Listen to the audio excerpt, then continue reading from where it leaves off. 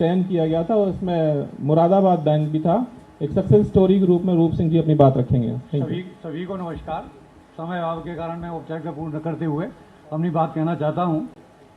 Sir, जो हमारा ये फर्स्ट नेक्स्ट ये सर जो स्पेशल नहीं बैक ये सर ये दे रखा है, नाबार्ड ने पूरे देश को 5 रीजन में बांटा हुआ है।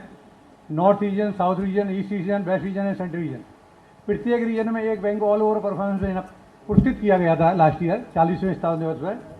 और ईस्टर्न रीजन में सुंदरगढ़ उड़ीसा को किया, वेस्टर्न रीजन में सतारा महाराष्ट्र को किया, नॉर्थर्न रीजन में संगरूर पंजाब को किया और साउथ रीजन में करीमनगर तेलंगाना जिसका जिक्र बार बार आ रहा है, और सेंट्रल रीजन में मुरादाबाद जिला सहकारी बैंक किया। और सेंट्रल रीजन में सर 4 स्टेट हैं, मध्य प्रदेश, छत्तीसगढ़, उत्तर प्रदेश और उत्तराखंड। इस 4 बैंक में केवल एक बैंक को किया गया था, वो मुरादाबाद बैंक था ऑल ओवर परफॉर्मेंस में। सर, मुरादाबाद बैंक का जो दिखाई दे रहा है यूनिफॉर्म ड्रेस कोड केवल मुरादाबाद बैंक में लागू है। पूरी बैंक में हर ब्रांच मुख्यालय पर हमारे सब लोग ड्रेस कोड में आते हैं। ये सर्दी की ड्रेस है और गर्मियों की ड्रेस जो मैंने पहन रखी है ये मेरी यूनिफॉर्म है गर्मियों की, ये हम पहन करके आते हैं। और इससे बड़ा अनुशासन लगता है और ब्रांचें बड़ी अच्छी लगती है, जैसे प्राइवेट बैंकें करती हैं उस पैटर्न पे हमारे कर्मचारी भी शाखा में लगते हैं कि सभी लोग एक यूनिफॉर्म में हैं, सभी लोग कोट में टाई में आते हैं, तो बड़ा अच्छा लगता है, ग्राहकों का अच्छा संकेत जाता है। Sir, best practice for learning, next slide move करते रहिए सर। जो बेस्ट प्रैक्टिस फॉर लर्निंग की है, यानी जिसे हम कह सकते हैं कि हमारी जो रणनीति है, जो रणनीति हमारी जिला सहकारी बैंक की होनी चाहिए, वो है कि ऋण वितरण का लक्ष्य निर्धारित। हमें सभी शाखाओं और समितियों का लक्ष्य निर्धारित करना चाहिए। ऋण वितरण की समीक्षा कम से कम पाक्षिक आधार पर हो, केस टू केस। ऋण वितरण केसीसी कैंप का आयोजन करना चाहिए। हमने अपनी मुरादाबाद जिला सहकारी बैंक में 2021-22 में 814 केसीसी कैंप लगाए। ये कंपलसरी कर दिया था कि प्रत्येक समिति 15 दिन में एक कैंप लगाएगी किसी गांव में, और इसका परिणाम ये हुआ कि 814 केसीसी कैंप लगाए, जिसमें हमने नए मेंबर बना के करीब 8000 समथिंग उनको ऋण वितरण किया। निष्क्रिय सदस्यों को सक्रिय करना, जो कैंप लगे थे उन्हें सक्रिय किया। 4100 हमने नए निष्क्रिय को सक्रिय किया। फैसिलिटी इन पर 30% ब्याज प्रचार प्रसार हमारा सबसे अच्छा अपॉर्चुनिटी है, सबसे अच्छा प्रचार प्रसार है कि कोई भी बैंक 3% पर कृषि ऋण नहीं देती। नेशनल बैंक भी 4% पे देती है और हम भी वो 7% लेते हैं, लेकिन हम जब वसूल करते हैं केवल 3% लेते हैं। इसका प्रचार प्रसार किया जाए किसान भाइयों में कैंप लगा करके, तो निश्चित तौर पर वो हमारे तरफ आकर्षित होंगे। और इसका परिणाम ये है सर कि सन 18-19 में हमारा 243 करोड़ ऋण वितरण था, जिसे हमने 3 साल में बढ़ा करके 478 कर दिया, लगभग दोगुना कर दिया। हमारा सर 633 करोड़ पूर्ण ऋण वितरण था, जिसको बढ़ा के 3 साल में हमने 1083 करोड़ कर दिया। 450 करोड़ ऋण वितरण हमने बढ़ाया विद इन 3 ईयर्स इस बेस्ट पॉलिसी के माध्यम से। बेस्ट प्रैक्टिस फॉर रिकवरी के लिए जो रणनीति है, जो बेस्ट पॉलिसी हो सकती है, हमारी बैंकों को करना चाहिए। 1 लाख से बड़े बकायदा की सूची बनाई जाए, जैसे हमने बनाई। इसमें प्रत्येक को 10-10 नाम आवंटन किए और इन नामों की हर 15 दिन में समीक्षा की कि आपने ये वसूल क्यों नहीं हुआ, क्या दिक्कत है। वो कह रहे हैं मृतक है साहब, भाग गया, ये गया, बात अलग है, अदरवाइज कार्रवाई करिए, वसूल करिए। और एक मेंबर से ये वसूल कराया सर, इसी प्रैक्टिस के आधार पर। जितने भी थे हमारे जो नाकाबिले वसूल है वो रह गए। इसके लिए हमें प्रत्येक, और ये जो 10-10 नाम आमंत्रित किए हमने शाखा प्रबंधकों को किए, एडीओ को किए, एडीसीओ को किए, हमारे डीजीएम को किए, खुद मेरे नाम पे थे 15 नाम, हमारे एआर साहब के नाम पे थे, सभी को हमने आवंटन किए और सभी की समीक्षा करके हमारे जॉइंट साहब ने भी समीक्षा करी हम लोगों की और ये किया। प्रत्येक समिति में वसूलियत एक नोडल की थी, हमने सभी समितियों पर एक नोडल बना दिया है, जिसमें शाखा प्रबंधक, हमारे अनुभाग अधिकारी, हमारे एडीओ, हमारे एडीसीओ, हमारे डीजीएम, सभी एक एक समिति में नोडल अधिकारी हैं जो वसूली की हेल्प करते हैं। बैंक में वसूली प्रकोष्ठ, हर बैंक में वसूली का प्रकोष्ठ होना चाहिए। एक वसूली प्रकोष्ठ की बहुत आवश्यकता है जो 365 दिन केवल वसूली की काम करे। हमने एक डीजीएम को और 2 सेक्शन ऑफिसर को एक वसूली प्रकोष्ठ बना रखा है, रिकवरी सेल बना रखा है, जो केवल वसूली की कार्रवाई करता है, वसूली की समीक्षा करता है, जिससे हमारी वसूली प्रभावी ढंग से होती है। सहकारी अधिनियम 1965 में दी गई व्यवस्था के अंदर वसूली कार्रवाई हमारे पर भी अपॉर्चुनिटी है, जो कि निशा बैंकों में नहीं है, कि हमारे सहकारी एक्ट में धारा 91, धारा 95 के, धारा 92 के गए, धारा 70, धारा 71, जिनके अंतर्गत हम कार्रवाई करके अपनी वसूली कर सकते हैं। बहुत अच्छी अपॉर्चुनिटी है, बहुत अच्छा मौका है, हम इसका फ़ायदा उठा सकते हैं, तो हमें इसका फ़ायदा उठाना चाहिए और हम ये कार्रवाई इसके तहत कर रहे हैं और वसूली हमारी चल रही है।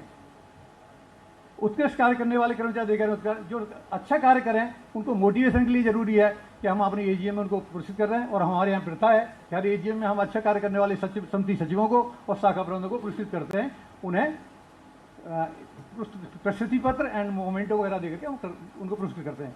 इसका परिणाम यह है सर कि 2 साल के अंत अगर हमारी रिकवरी 74 से 85 पॉइंट के 11% बढ़ी है और इस वर्ष हमारा 30 जून 1.5 महीने बाद 22 में 90% का टारगेट है और निश्चित तौर पर हम अचीव करेंगे उसे 90% को। ये हमारा ध्येय है।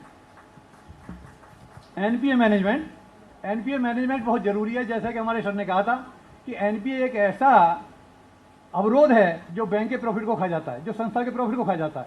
एनपीए जितना कम होगा उतना ही संस्था का प्रॉफिट ज़्यादा होगा, एनपीए जितना अधिक होगा उतना प्रॉफिट संस्था का कम होगा। तो एनपीए मैनेजमेंट बहुत जरूरी है। इसके लिए जरूरी है कि बैंक के कर्मचारी अधिकारियों के मध्य जो बकाया ऋण हैं जो एनपीए के अंतर्गत है उनको आवंटन किया जाए, उनकी समीक्षा की जाए।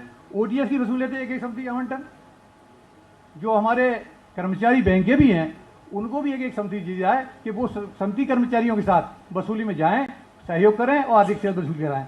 हमने सर अपने सभी क्लरिकल स्टाफ को एक समिति आवंटन की और वो आवंटन करके, चूंकि वो कोई कैशियर है, कोई लिपिक है, वर्किंग डे में उनका आना मुश्किल था, तो हमने हर संडे में, हर 15 दिन पे, जैसे फर्स्ट संडे या थर्ड संडे, क्योंकि सेकेंड सैटरडे संडे वो घर जाते हैं, तो फर्स्ट संडे या थर्ड संडे में हमने मुख्यालय पर मीटिंग बुलाई, एक की समीक्षा की कि भाई आपकी समिति में इतने मेंबर थे, इतनी धनराशि थी, अभी तक आपने इतने वसूल किए हैं, आपने जिन्होंने अच्छा कार्य किया हम उनको थैंक्स बोला, जिन्होंने अच्छा कार्य नहीं किया उनको चेतावनी दी कि आप ये वसूली करें और ये एनपी हमें हर साल वसूल करना है।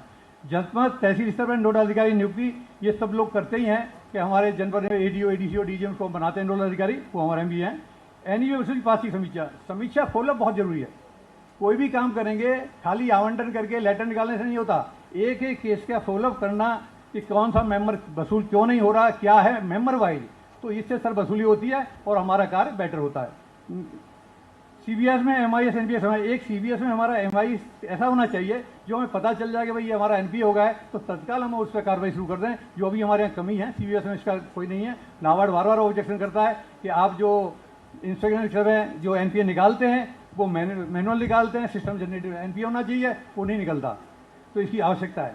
सर इसी का कारण है कि 3 साल के अंतर्गत 21 करोड़ से हमने एनपीए अपना घटा करके 11 करोड़ कर दिया है, जो मात्र 1.46 है, बहुत कम है। और सर मैं एक उदाहरण दूंगा, हमारे नाबार्ड के सीजीएम आए थे मुरादाबाद और मैंने ये प्रोग्रेस रखी थी, उन्होंने जब ये प्रोग्रेस देखी तो 1.46 को देख के वो बोले क्या जीरो लगाना भूल गए? मैं कि सर नहीं। बोले यार मैं तो बैंकों में अभी प्रथमा बैंक में आ रहा हूँ, वहाँ देखा तो बहुत बड़ा एनपीए है, आपका 1.46 देख रहा हूँ, जो अन्य जीसीबी में हम जब देखते हैं तो वहाँ 10%, 20%, 30%, 40% तक एनपीए होता है, आपका 1.46% एनपीए। बाकी मतलब ऐसा लग रहा है कि ये एक अचंभा सा मुझे लग रहा है, बहुत प्रभावित हुए उसे देख करके, जो कि वो प्रथमा बैंक से आए थे, उसकी वरिष्ठ पोजीशन बता रहे थे कि उसकी पोजीशन बड़ी वरिष्ठ है। तो ये बड़ा, और सर इसी में हमारा संकल्प है और हमने नारा भी दिया है कि हमारा बैंक हमारी शान, न्यूनतम एनपीए हमारा अभियान। सर नेक्स्ट हमारा है strategy of DCCB in deposit mobilisation. Deposit bank की हेल्थ के लिए सबसे मजबूत जरूरी है। अगर डिपॉजिट नहीं है तो हमारा व्यवसाय नहीं होगा, जितना डिपॉजिट होगा उतनी हमारी प्रॉफिटेबिलिटी बढ़ेगी। इसलिए डिपॉजिट के लिए हमें विशेष ध्यान देने की आवश्यकता है। कई बैंक हैं, आज मैं देख रहा हूँ, जैसे मऊ बैंक के 80 करोड़ डिपॉजिट है। 80 करोड़ से क्या होगा सर? उस 80 करोड़ से 25-26 करोड़ तो केवल एसएलआर और सीआरआर में चला गया, 5-7 करोड़ फिक्स एसेट्स में चला गया, फर्नीचर फिक्चर साथ में, कुछ अपना अदर एसेट्स में चला गया, बिजनेस बचा 50 करोड़ का, 50 करोड़ कोई प्रॉफिट नहीं आ सकती। तो डिपॉजिट बहुत है और इसके लिए हमें जरूरी है कि शाखा में कर्मचारियों को कर्मचारी वार निक्षेप के लक्ष्य आवंटित किए जाएं, उनकी समीक्षा की जाए, निक्षेप संचय अभियान चलाया जाए, साल में कम से कम निक्षेप संचय अभियान में चलाना चाहिए। लास्ट ईयर हमने सब 2 निक्षेप अभियान चलाए, एक जनवरी में, दूसरा मार्च में। बैंक स्टाफ को ग्राहकों के साथ वृहद व्यवहार त्वरित सेवा के लिए प्रेरित करना, ये हमारी ड्यूटी है कि जब भी बिजनेस आएगा, जो आप कंपटीशन का जमाना है, अगर हमारा व्यवहार सही होगा, हमारी सेवा तुरंत होगी तो काम लोग आएंगे, जुड़ेंगे हमसे, अदरवाइज नहीं जुड़ेंगे। तो हमने ये अपने विशेष तौर से मीटिंग में कह रखा है, समझा रखा है कि भाई अपने बिजनेस को बढ़ाना चाहिए। उनमें इस समय सर एक बड़ी उमंग है, मोटिवेशन है कि हम सेंट्रल रीजन में नंबर 1 है, वो इसको लेके चल रहे हैं। हालांकि सर मैं सॉरी बोलूँगा कि अभी हमारे शीर्ष स्तर से कहीं से हमें एक चिट्ठी नहीं मिली ये कहने के लिए कि भाई आपने बहुत अच्छा कार्य किया है, आपकी पीठ थपथपाई जाती है, तो ये अगर मिलती तो सर बहुत अच्छा होता मैं sir. Thank you sir. Sir bank staff ग्राहकों के ये होना चाहिए बड़े। ये आज आपको बोलने का अवसर किस लिए मिला है? सर इसीलिए मिला है। नहीं उससे सर मैं मीटिंग में अपने ये इसीलिए मिला कह सकता था कि साहब देखिए हमें यहाँ से पुरस्कृत किया गया है। ठीक। सर बैंक निश्चय कर सामान्य निकाय बैठे हुए सम्मान करना, जो हमारे सर बड़े निक्षेप करता है किसान, उनको हम बुलाते हैं करीब 10-5 को, और अपनी एजीएम में उनको सॉल उड़ा करके सम्मानित करते हैं। वो अपनापन महसूस करते हैं और वो कहते हैं पैसे देने के लिए और को भी जोड़ते हैं। यहाँ की जिला सहकारी बैंक से कोई अच्छा नहीं है तो उनमें अपनापन आता है और वो हमारी बैंक के प्रति बड़ी पूरी निष्ठा रखते हैं। तो ये जरूरी है कि हम अपने जो अच्छे ग्राहक हैं, बड़े ग्राहक हैं, उनको सम्मानित करें एजीएम वगैरह में। और स्टाफ का उत्साहवर्धन, मोटिवेशन, जो उत्कृष्ट कार्य कर रहे हैं ऐसे मैनेजर को, ऐसे कर्मचारियों को हम अपनी एजीएम में मोटिवेशन के लिए उनको पुरस्कृत करें, ये हमारा। और सर ये ग्रोथ रेट दी है नेक्स्ट भाई, ये एवरेज ग्रोथ रेट है सर लास्ट ईयर 3 ईयर्स की। नेशनलाइज बैंक की ग्रोथ रेट यूपी के अंतर्गत लास्ट 3 ईयर्स की 19-20, 20-21, 21-22 की 10.03 है। हमारी जिला सहकारी बैंक की जो हमारी यूपीसी के माध्यम से सूचना हमें मिली है, जो हमने उसको किया है 6.32% है, मात्र 6.32। और जिला सहकारी बैंक मुरादाबाद की ग्रोथ रेट 12.25% है। सर नेशनल बैंकों से भी आई है और जिला सहकारी बैंकों से लगभग डबल है।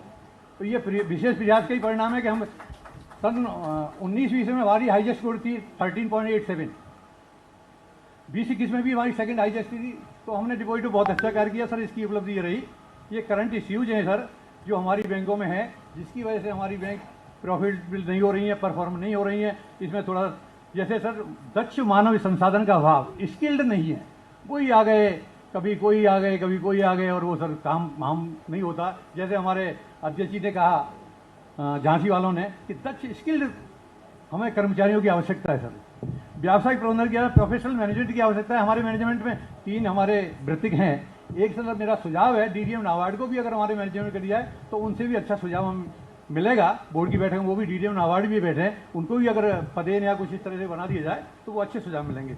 बैंकों के पास पर्याप्त पूंजी का अभाव, सर हमारे पास पर्याप्त पूंजी मतलब हमारे जो ऑन फंड्स हैं, हमारे जो डिपॉजिट्स हैं बहुत न्यूनतम है। जैसे मैंने मऊ का उदाहरण दिया, मऊ के पास मात्र 80 करोड़ है।